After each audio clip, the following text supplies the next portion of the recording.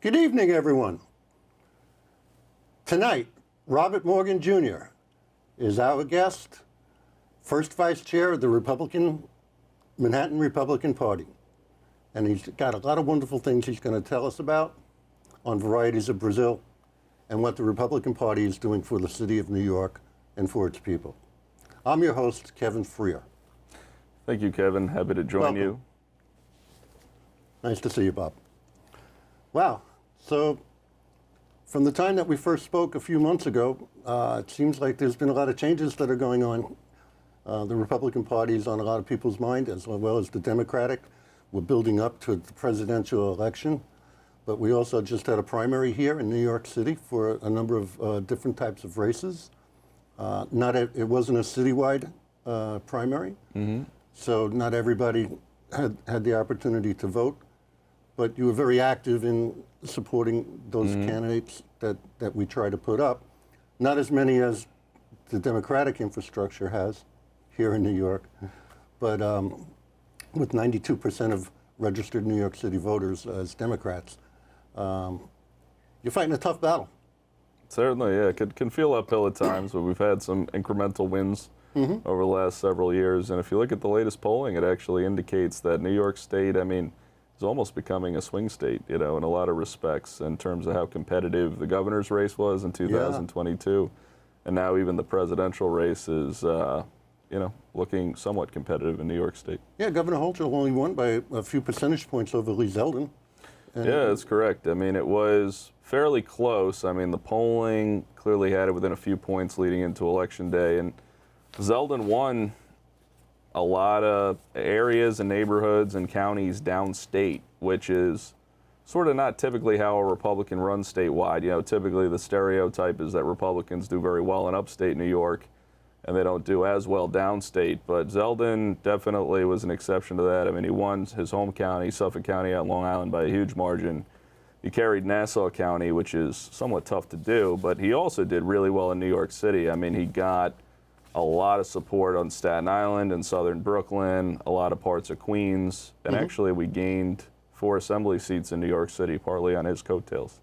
Wow. And on the assembly side, I think we're up to about 48 in the assembly, and you need 51? Yeah, correct. 51 to break the supermajority. Right. So we gained 5 seats net statewide, and we gained 4 net citywide. And how does that look going into the future? Your focus is a little bit more on the short-term gains versus the long-term strategy, but you're looking past this year to 2026, correct? We got a strong slate of candidates this year. Obviously the House of Representative races are very important. Actually, a good friend of mine, Mike LaPetri, is running for the Tom Suozzi seat in the North Shore, Long Island. We have 3 other incumbent members of Congress out there, Nick LaLota, Andrew Garbarino, and Anthony D'Esposito seeking re-election. I'm very confident that Congresswoman Malliotakis will win re-election. And other than that, these legislative seats are very, very important because we need to break the supermajority. Actually, I listened to a speech that our state chairman, Ed Cox, gave, and he made a very good point, which is, there's not exactly a reason to want to be a Republican governor in New York State if you don't at least break the supermajority in the legislature, because there have been situations where a Republican will win a governorship, and if the legislature's not behind them at least somewhat, they'll just get overridden on every major policy initiative. So we only got 3 seats to go in the Assembly, and 1 or 2 in the Senate would break the supermajority there, so that's very important to accomplish this year as well. Well, very good. I hope you have good success with that. So let me ask you, you're basically working on a reimagination of the Republican Party here in New York, in New York City specifically. Again, with the amount of registered voters, 92% Democratic here in New York City, it's an uphill battle. But you kind of feel that you're more of the party of the common person at this point in time, as opposed to my father's grand old party, which was more of the suburbanite. That's true. Definitely Focus, right? Well, I think you've seen over the last 8 years that the Republican Party has kind of been reshaped in Donald Trump's image, which has come with a lot of benefits. You know, I think a lot of regular people like his plain style of communicating, and I think it's attracted a lot of working class people onto our side who are frustrated with issues like public safety, the cost of living, you know, issues like having educational attainment opportunities for your children, and also just general cultural issues. I mean, there's been a big push by the far left to sort of just change our culture, and, you know, it's sort of colloquially called wokeism. Right. But, you know, a lot of people don't want their kids to have to attend a drag queen story hour. You know, and that was sort of an issue that a lot of Republicans didn't really want to touch, although albeit things have gotten from the far left a lot more extreme over the last 5 to 10 years. But, you know, there's certain cultural issues where people just want to revert back to what they know to be sort of a normal family-oriented way of life in our cultural institutions, you know. Yeah, I think people definitely are looking at that right now. And certainly, I guess not to call them, if you want to call them minorities within the city of New York, have really gone through a self-examination within the last year in terms of how inflation costs are cutting into their paychecks. City workers, even though they've gotten raises, the inflation is still outpacing all the gains that they got. Yes. You know, housing and what's going on in the housing market in terms of costs for rents for a person who's on a limited budget and on a payroll. You know, we've got a legislature and a city council that doesn't really seem to be doing a lot for them. And, you know, so what kind of strides are you trying to make in that area? Because within New York City, 51% of the people say the legislature has failed to make New York City safe. Okay? In the state Senate, it only has a 39% approval rating. And these are recent Siena polls. The Assembly has even worse, 37% approval rating for the people of New York. So about the only thing they did right was they pulled back on congestion pricing. Right, right. Okay. Well, you saw that was, you know, the governor caved to public pressure, but you saw the polling was so bad for her that actually reportedly the minority leader of the United States House of Representatives, Hakeem Jeffries, actually called her, according to Politico, and asked her to pull back because he was concerned it was so unpopular of a program that it was going to hurt some of his suburban competitive House races in New York State. I'll bet. Listen, according to the Siena poll also, her approval rating is only 38% in New York City. So there seems to be a disconnect. And what we're trying to accomplish here, folks, is in this program, you know, we've had members from the other side of the table come on board, but we also want to give the Republican Party a chance to express itself and tell people who watch public access that they're not the boogeyman. They're out there working hard for your benefit, and they're doing it in different ways, and they're appealing out now to people that they can help and make a difference with. So there's a lot of good things that have been coming down. So the Hispanic and the Latino market has been very vocal, surprisingly so, in terms of their polling numbers on the migrant crisis, believe it or not. Democrats had thought that the migrant crisis was going to actually help them win that vision of having Well, you know, being generous to their group. It's actually interesting you bring that up, and obviously, you know, New York City has a long tradition of immigration. I mean, my great-grandparents came over from Ireland in 1903, roughly, and, you know, worked a lot of meager jobs and then got their children into the middle class. So New York City has a long tradition of immigration. But what I think you've seen over the last several years is a lot of immigrant communities have shown concerns about the leadership of the Democratic Party. They don't want the Democrats to feel like they have a political monopoly over their votes in their communities, and I think they've sort of found their voice, you know, particularly the Asian American community the Russian American community, and also with Latinos. I mean, but when I talk to a lot of immigrants in some of these neighborhoods, whether it be in southern Brooklyn or other places, they actually have a lot of concerns about the fact that they had to go through a very extensive, difficult process to immigrate to the United States legally, and that there are all these people who crossed the border illegally or overstayed their visa or whatever, however they may have arrived here in the United States, and they're receiving benefits from the government. Some cases it was a free stay at the Roosevelt Hotel. In other cases there have been prepaid debit cards distributed. Sure. There's been free food. And that's sort of a departure from the American tradition of immigration. You know, I mean, immigration's gone back and forth. In some parts of our history it's been more liberal, in sort of the Ellis Island era when my ancestors came here. But during that time, even when immigration was more permissive, there was a tradition of people working, you know, and in some cases they had to live several people in an apartment in a tenement somewhere until they scratched together enough money to have a better living situation. But there was no real public welfare at that time. You know, the only real form of public welfare in many cases was the Catholic Church, right, in a lot of these neighborhoods. And the idea that people, I mean, America is supposed to be a promise and an opportunity, not a free lunch.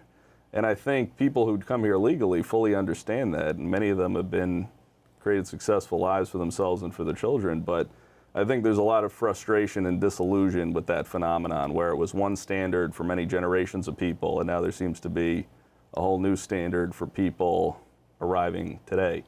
You know, a lot of people in the city feel like they've been sold out. As a matter of fact, when it comes to the migrant crisis, there's almost doesn't seem like there's going to be an end to it, because the city has to put in a complete infrastructure to handle it. It's going to cost over $4.5 billion through 2025 just to handle the amount of people that are coming in because of sanctuary city status, right? You're going to have case management. You got to have child care for plan making. You got to have project managers.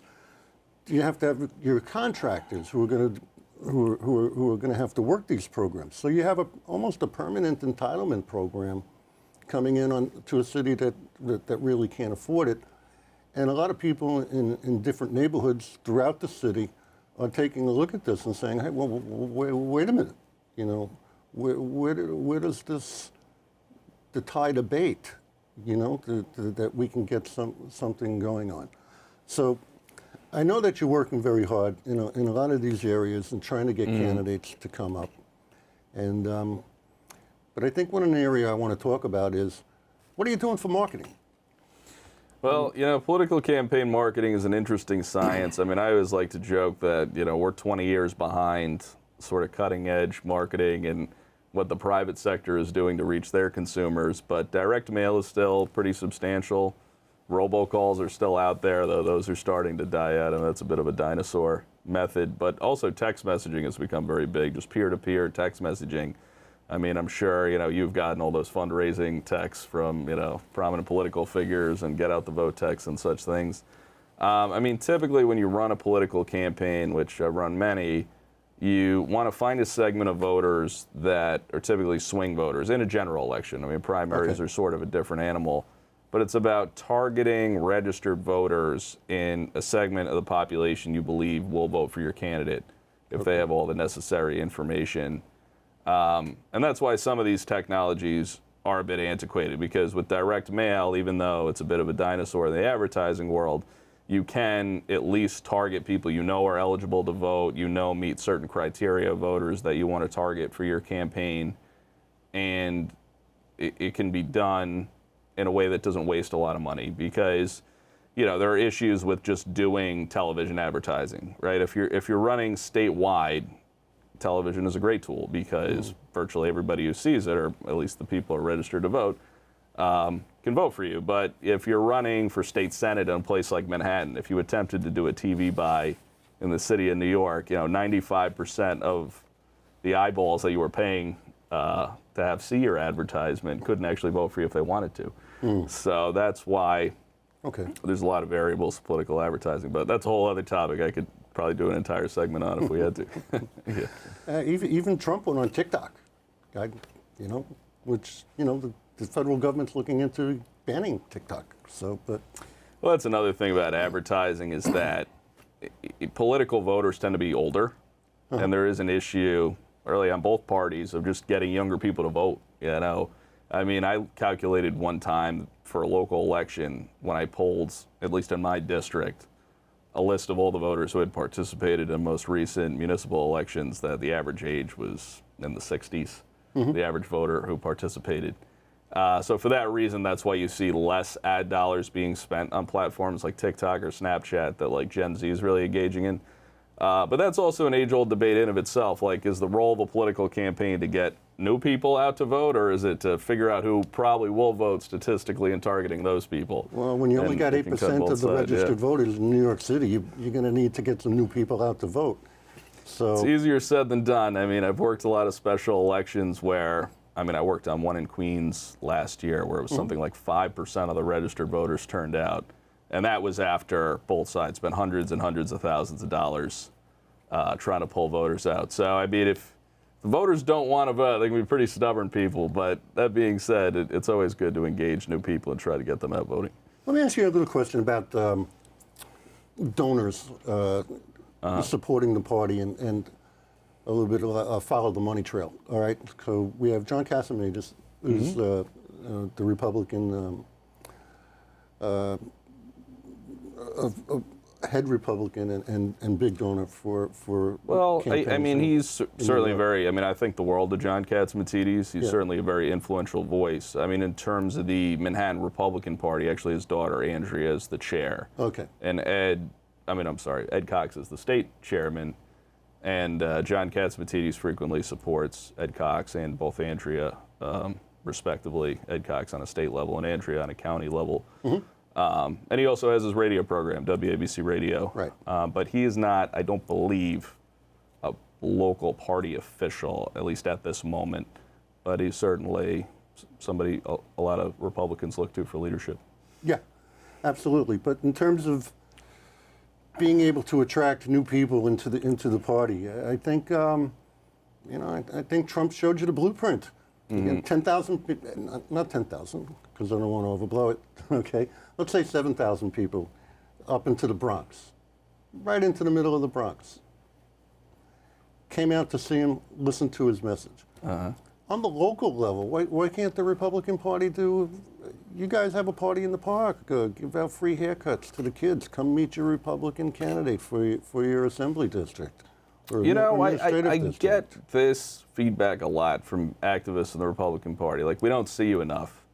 And, you know, in some cases it's a fair criticism. In other cases, it's less of a fair criticism. To some extent, there's just a disparity in media coverage. I mean, obviously, former President Trump coming to the Bronx was something the media couldn't ignore. Right. So you saw it everywhere, and also the former president has a massive social media following. But I got to say, I went to a lot of Lee Zeldin rallies in New York City. I mean, I remember going to one in Flushing, Queens, where there were throngs of people, and not people you would typically associate with the Republican Party, like predominantly Asian Americans and a predominantly Asian American community. And I saw at that moment how much enthusiasm he really had in that community. And when you looked at the numbers in that area where I went to that campaign event out in Flushing, he did remarkably well. So it's certainly important to show up. I mean, it's almost case in point of why you have to show up. But sometimes, you know, there's more going on than meets the eye. I mean, I always say also New York City is over 8 million people. I mean, we're twice the population of the Republic of Ireland. Right. You know, so we have 60 assembly districts. We have a ton of congressional districts, state senate districts. So there could be a lot of activity going on in one part of New York City. And if it didn't receive, you know, the right news hit at the right time, a lot of people might not have known it even happened, right? Okay. But you're getting involved in something. So, like, let's take a look at recently Helen Q, right? Tried to get her on to the Republican ticket. Democrats knocked you off there. Okay. She came back through the Reform Party, which, as we mentioned earlier, you know, Donald Trump had been. We're trying to throw her off of that too. I mean, we're currently on the ballot by 3 signatures, according to the. But that's pending a court hearing next week. But it just goes to show how afraid the Democrats are of the inroads we've made in the Asian community, because they have spent tens of thousands of dollars in legal fees. Yeah. Just trying to stop a Democratic election, and having a Chinese-American Republican run in Manhattan, Chinatown. So it's been a remarkable experience, but we're hopeful we will succeed next week at our final court hearing to get her on the Reform Party ballot line. Yeah, so the Reform Party is basically a centrist type of party platform, originally started by Ross Perot when he ran for president back in the day. But what I find interesting is there a way to, in certain communities, do you work with the Reform Party to put a candidate forward, or do you want them just as a straight Republican? Because over on the Democratic side, you have like the Working Families Party, you have the Green Party. The New York State election law is a strange animal. So first and foremost, we're one of only 3 states, I believe, in the country that have what's called fusion ticket voting, meaning that you can run for office on multiple party lines and aggregate the votes that you receive on each party line. Right. So in other states, the way it works is, you could run whatever party you wanted. You could say you wanted to be a libertarian, a socialist, or whatever, but you can't also run as a Republican or a Democrat and aggregate those votes. So that system, in many respects, sort of reinforces the two-party system where, you feel like if you don't run on this major party ticket, you don't really have a chance in November. Okay. So you sort of just typically would choose a major party or compete for that party's nomination. In New York, you can have the best of all worlds. I mean, believe it or not, there are candidates for judge who have run on both the Republican and the Democratic line, and they've won that way. Yeah. Typically, I mean, the only ballot. So, as a result of this odd election law system, you have the Republican Party, the Democratic Party, the Working Families Party, and the Conservative Party all have what's called ballot status, meaning they received enough statewide votes for governor to attain major party status. And once you become a major party, your party's name will always be listed on the ballot, regardless of whether that party even fielded a candidate. Although, well, in any event, what I'm getting at is that once you have ballot status, you have party committees, you have a right to actually give people access to your ballot line if they're not registered in the party, through a certificate of authorization. In a special election, you have a right to actually directly nominate a candidate without a primary directly onto your ballot line, which is sort of derisively referred to as the selection election process. Gotcha. So the election law empowers major parties in that way. But then on top of that, you can also invent your own party name. So the Reform Party in this case is no longer a statewide ballot access or ballot status party. Okay. But anybody can just go out and get what's called an independent nominating petition, which allows you to invent your own party name, which is what Helen Q did in this case. And Kanye West. Yes, yeah. The birthday party. He did attempt to do that too, yeah. Okay. Well, we wish her good luck up there on her side of the city. So, anything in particular that you feel that you want to cover and let the voters know out there that why the Republican Party is a solid choice of consideration for them today if they're not a member? Well, yeah, I mean, I could definitely give you the elevator pitch that I would give anybody considering who they want to vote for, for the New York State Republican Party. I would say that there's a cost of living crisis in the city of New York. I would say that there has been a war on economic opportunities and upward mobility, even in some cases being able to own a single family home or more importantly, becoming a landlord and trying to rent out, say, a duplex and collect rental income and support yourself, because it's become so difficult to become a landlord in the city of New York that people don't want to invest capital. Yeah, I mean, I spoke to a man named Tom Sullivan who's running for state assembly out in Queens, and he says he has 2 rental properties. One's in Florida and one's in Alabama, because if something goes wrong with your tenant, it could take 2 or 3 years to get rid of that tenant. In the meantime, you may or may not even be collecting rent while that legal process gets underway. You also have rent regulation, which is a topic in of itself. But when I refer to making it difficult to own a single-family home, I mean, there's been big problems with single-family home ownership in New York City and suburban parts of New York City because, there are zoning laws which are often flouted. So like there are parts of Brooklyn, for example, where you would have a street that's zoned for single family homes, and you intentionally buy a home on that street because you want to have a more suburban lifestyle for whatever reason. Maybe you have a young family, whatever the case may be.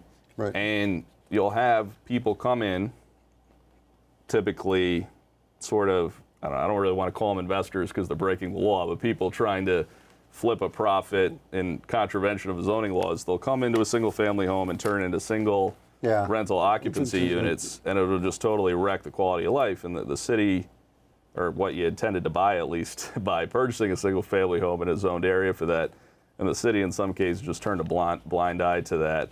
You also have the mayor's City of Yes program, which is being rolled out, and that program will essentially get rid of a ton of zoning requirements. So people are going to be able to build higher. There's going to be massive economic incentives to sort of wipe out whatever suburban enclaves are left in New York City and turn them into rental properties. Right. But I would say, the number one problem with our housing market in New York City is that government is in the way of creating any sort of free market system that will allow people to invest capital and build housing in a reasonable way that respects zoning regulations. And as a result of all these regulations, whether you look at rent regulation, which caps the amount of rental increases tenants can have every year, or you look at how hard the city has made it on landlords to evict tenants, it's created a problem where the only new investment being put into housing is in high-end luxury housing. Exactly.